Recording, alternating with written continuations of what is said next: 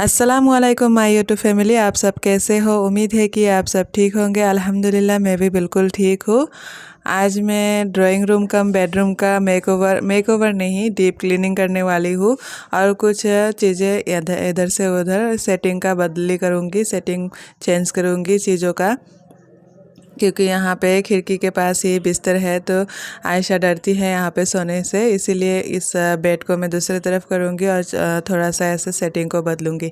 तो मैं deep cleaning करूँगी। तो इससे पहले मैंने जितने भी कपड़े हैं इस रूम का, कर्टन वगैरह, बेडशीट, पिलो कवर, सब कुछ धो दूँगी आज, और मकरे के जाला वगैरह भी साफ़ करूँगी। तो पहले मैं कर्टन को ही खोल रही हूँ। तो ये सब गंदे हो गए हैं। तो कर्टन वगैरह तो रोज़ धुलते नहीं हैं, ऐसे बहुत दिन बाद ऐसे धुलती हूँ, तो इसीलिए मैं इसको हाथ से ही धोऊंगी, मशीन में नहीं डालूंगी। क्योंकि जो रिंग होता है ना, पहले भी मैंने 2-3 बार ऐसे मशीन में धोया था तो इसका रिंग ये टूट जाता है मशीन में। इस बार इसीलिए मैं हाथ से ही धोऊंगी। बकेट में ऐसे में थोड़ा सा पानी गर्म कर लिया है, ज़्यादा गर्म नहीं है, थोड़ा सा ही। ठंडी के मौसम में कपड़े अगर थोड़ा गर्म पानी करके भिगोते हैं ना तो बिल्कुल एकदम साफ़ हो जाता है। तो कर्टन वगैरह को भिगो के रख दिया है और अभी बेडशीट वगैरह सारे मैं उठा रही हूँ, और जो भी ऐसे गद्दे वगैरह है सबको मैं धूप लगाऊंगी। तो इतनी तेज़ तो धूप नहीं है, फिर भी डीप क्लीनिंग कर रही हूँ तो गद्दे वगैरह तो धूप में रखूँगी ही। थोड़ी देर हवा भी लग जाए तो भी काफ़ी है। तो अभी चेयर वगैरह सब बाहर लेके जा रही हूँ, इनमें ही मैं गद्दे को धूप लगाऊंगी। धूप अगर तेज़ होती तो अच्छा होता, कपड़े भी जल्दी से सूख जाते और गद्दा भी ऐसे गर्म हो जाता। जब तेज़ धूप में गद्दे वगैरह सुखाने देते हैं ना तो गद्दे फूलते भी है, इसके अंदर जो रुइयाँ होते हैं वो फूल जाते हैं, तो अच्छा होता है। और आजकल धूप निकलती है 10-11 बजे, तो धूप निकलते निकलते धूप का जाने का वक्त भी हो जाता है।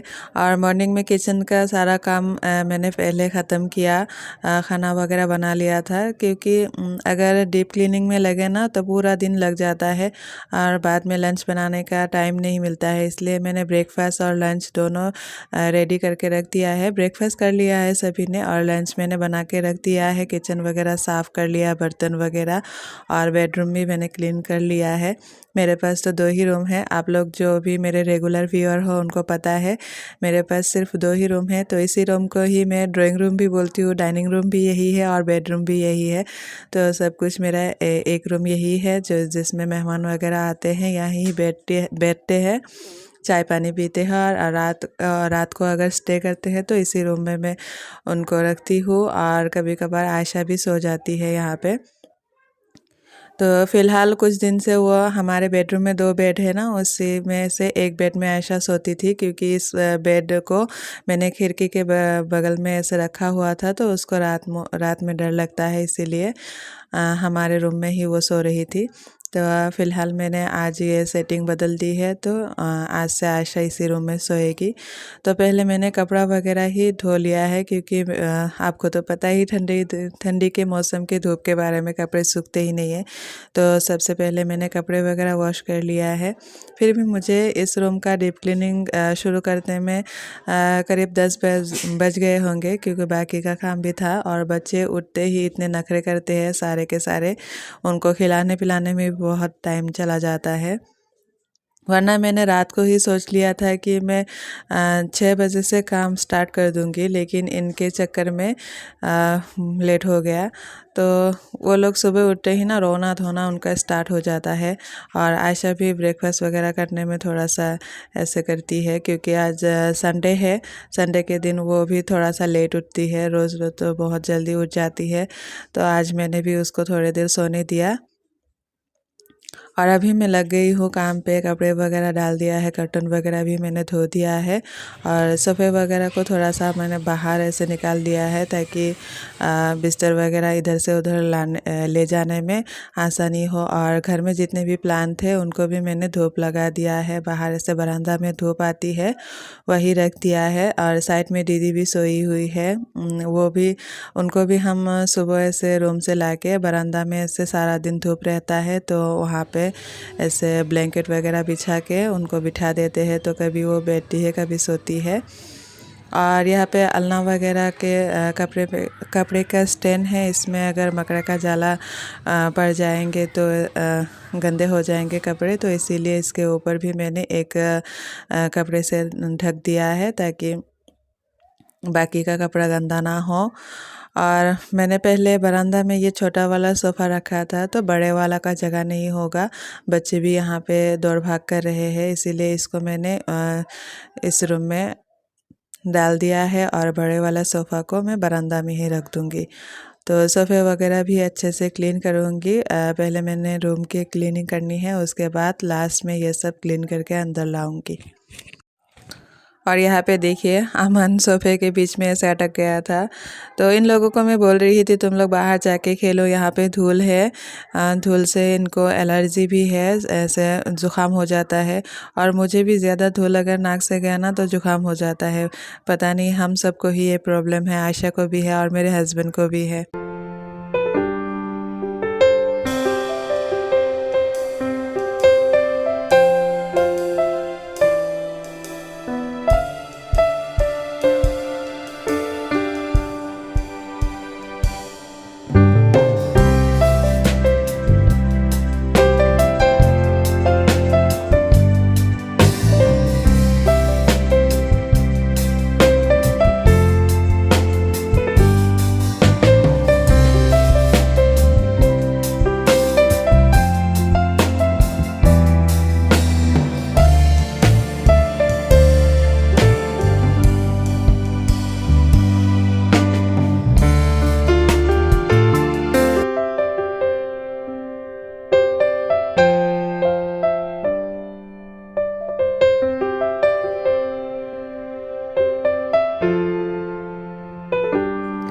और यहाँ पे देखिए बिस्तर पे कितना धूल गिरा था, ऊपर से मकड़ा का जाला भी गिरा था। और जो गद्दे वगैरह होते हैं ना, गद्दे के नीचे भी ऐसे धूल जमा हो जाता है। आप जितना भी क्लीन कर लो, मैट्रेस में शायद ऐसे नीचे धूल नहीं होता होगा, लेकिन जो कर्टन वगैरह के, रुई वगैरह के जो गद्दे होते हैं उनमें ऐसे नीचे धूल आता ही आता है। और छोटे बच्चे घर में है ना, तो बाहर जाते हैं आते हैं ऐसे मिट्टी वाला पैर लेके कभी कभी बिस्तर में उठ जाते हैं, तो इससे भी बहुत धूल हो जाता है घर में। और बिस्तर के नीचे में 2-3 ऐसे बाल्टी वगैरह और सिलेंडर, एक्स्ट्रा जो सिलेंडर है वो रखती हूँ, तो उनको भी मैंने बाहर निकाल के रख दिया है। उनको भी अच्छे से ऐसे झाड़ू से साफ़ कर लिया है।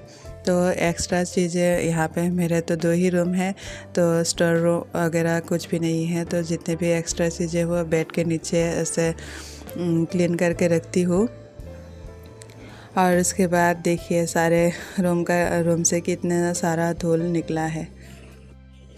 रोज़ तो वीडियो में आप लोग देखते ही होंगे कि मैं सब कुछ ऐसे क्लीन रखने की कोशिश करती हूँ। फिर भी डीप क्लीनिंग जब भी करते हैं ना, तो पता नहीं कहाँ से इतने सारे धूल निकलते हैं।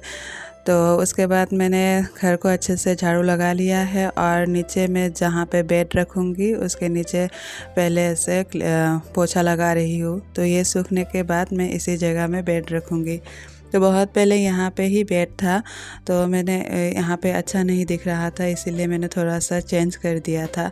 और जब से मैंने खिड़की के पास में बेड रखा, तब से आयशा वहाँ पे सोती ही नहीं थी। तो इसीलिए मैंने फिर से बेड को यहाँ पे रख दिया है। और उसके बाद गद्दे वगैरह बाहर से ले आई हूँ, तो एक एक्स्ट्रा गद्दा था, तो एक के ऊपर मैंने एक दूसरा ऐसे बिछा के रखी हूँ। कभी कभार अगर ज़्यादा मेहमान आ जाते हैं तो एक को ऐसे फ्लोर पर बिछा के बिस्तर लगा लेती हूँ। और वैसे तो आप लोग देखते ही होंगे मेरे यहाँ कोई भी नहीं आता है ऐसे। इन लॉज के मेहमान आते हैं, उनको कभी अगर घर में ऐसे जगह ना हो उनके रूम में, तो हमारे यहाँ सो जाते हैं। और मेरे मायके से ऐसे रहने के लिए कोई ऐसे आता नहीं है। तो फिर यहाँ पे बेड था, तो इस कॉर्नर को भी मैं अभी अच्छे से पोछा लगा दूँगी। तो पूरे रूम को ही अच्छे से अभी पोछा लगा दूँगी। तो बेड के नीचे कुछ सामान था ना, तो यहाँ पे ऐसे गंदा पड़ा था, तो इसको मैंने 2 बार ऐसे अच्छे से पोछा लगाया है। और एक सिस्टर ने मैंने जो प्रीवियस वीडियो डाला था उसमें मैंने प्लांट वगैरह लगाया था, तो वो देखकर उन्होंने कमेंट किया था कि ये घर अगर आपका खुद का नहीं है तो आप इतने प्लांट वगैरह क्यों लगाती हो। तो सिस्टर ये तो सच है, ये घर मेरा खुद का नहीं है, लेकिन हम लोग अगर किराए के रूम में घर में रेंट रहते हैं, जो हम रेंटेड हाउस में रहते हैं, तो वहाँ पे भी हम अच्छे से क्लीन करके या थोड़े बहुत प्लांटिंग करते हैं, डेकोरेशन करते हैं या नहीं। क्योंकि हम ऐसा तो नहीं सोचते हैं ना, ये रेंटेड हाउस है तो हमें यहाँ से जाना है तो हम इसको कुछ भी डेकोरेट नहीं करेंगे, कुछ भी प्लांट वगैरह नहीं लगाएंगे या साफ़ सुथरा क्लीनिंग वगैरह कुछ भी नहीं करेंगे, ये तो दूसरे का घर है, यहाँ से जाना ही है। तो जब तक हम जिस घर में रहते हैं तो उसको जितने दिन रहते हैं ख़ुद का घर समझ के ही ऐसे रहना चाहिए और क्लीनिंग वगैरह करना चाहिए। और प्लांटिंग में ज़्यादातर आप लोग देखते ही होंगे मैं पॉट वगैरह पे या प्लांटर वगैरह पे लगाती हूँ, ताकि जब भी मुझे यहाँ से जाना पड़ेगा तो मैं प्लांट को साथ में लेकर जा सकती हूँ। और जितने भी मैंने ज़मीन पे प्लांट लगाए हैं उनको भी मैं उठा के ले जा सकती हूँ। अगर ले जाने जहाँ पे मैं मुझे जाना होगा वहाँ पे अगर ले जाने का सुविधा हो, जगह हो रखने का, तब मैं इनको भी उठा के ले जा सकती हूँ। तो फ़िलहाल मैं हूँ यहाँ पे और मुझे प्लांट बहुत पसंद है, तो इसीलिए मुझे ना जहाँ भी प्लांट दिखता है और मैं रह नहीं सकती हूँ ऐसे बिना प्लांट के, इसीलिए मैं आगे पीछे जहाँ भी मुझे जगह मिले मैं प्लांट लगाती रहती हूँ। और इंडोर में भी कुछ प्लांट है, और अगर मेरा खुद का घर होगा ना तो मैं इंशाल्लाह उसमें प्लांट से भर दूँगी। मुझे तो ऐसा लगता है डेकोरेशन शो पीस कुछ भी मुझे नहीं चाहिए, सिर्फ मुझे तरह तरह के प्लांट चाहिए। तो फ़िलहाल मेरे पास तो इतने प्लांट नहीं है, कुछ ही है। तो अगर मुझे मेरा खुद का घर मिला, अल्लाह पाक ने मुझे अपना घर दिया, तो उसमें मैं इतने सारे प्लांट लगाऊंगी, पूरा घर हरा भरा कर दूंगी तो इंशाअल्लाह। और अभी मैं सारे चीज़ों को अंदर ला रही हूँ, सोफ़े को भी अच्छे से क्लीन कर दिया है।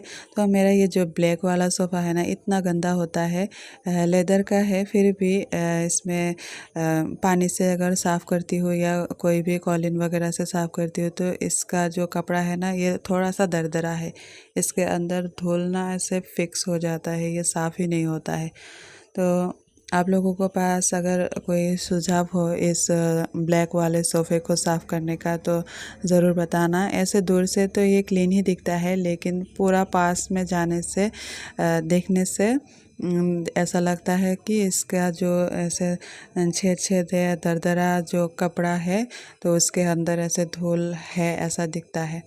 और जब तक मैंने रूम को क्लीन किया, पोछा वगैरह लगाया, सब कुछ चीज़ें अरेंज किया, तो तब तक कर्टन और सोफ़े के कवर वगैरह सारे कुछ सूख गया था। सोफ़ा कवर वगैरह लगा दिया है और कर्टन वगैरह को अभी लगा दूँगी।